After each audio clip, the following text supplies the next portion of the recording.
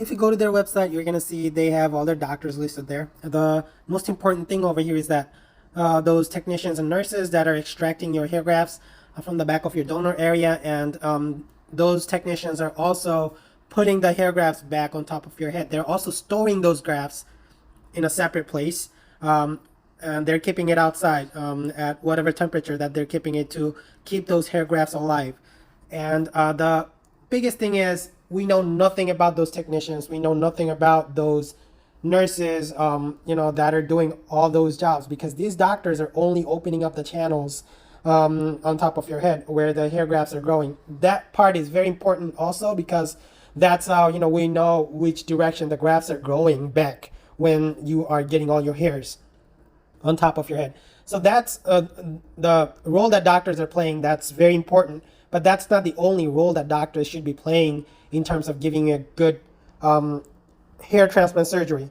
Because here the problem is that that's how they've always been doing it, right? So I'm not saying that this was a problem in the past. Maybe the technicians and nurses that they had in the past, they did a very good job for the people, because back then, before Amir came into the picture, Amir's been advertising them for a year or year and a half, something like that. So before that, they had a team. So there was number of nurses and numbers of doctors. They were doing the surgery all together for a long time. But now, since Amir brought in so many customers, patients for Vera Clinic, Amir at least brought hundreds, if not thousands of customers. I was one of those customers that went to Vera Clinic because of Amir, because I was following him for years through his YouTube channel, right? So since Vera Clinic's been getting so many customers, they don't have enough people to take all their customers. So what are they going to do? They're going to be bringing in new people. They're going to be bringing in new technicians, new nurses, new people that are going to be extracting these hair grafts. They're going to be training new employees.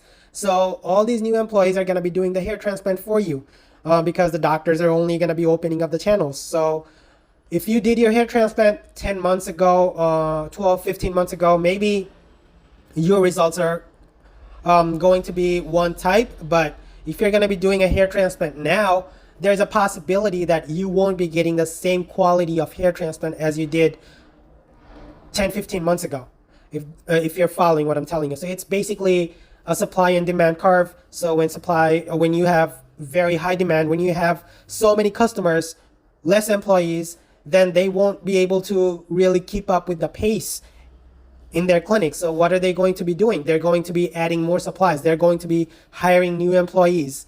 Now, these new employees could be great. They could also be just coming out of their training and doing the hair transplant for you. And that's where things can go really wrong. Simple analysis through supply and demand. So people that are going to be going to Vera Clinic now, just watch out, because since these technicians are not reported or are not really listed on their website, it's really hard to tell what type of technicians are going to be doing your hair transplant other than these doctors.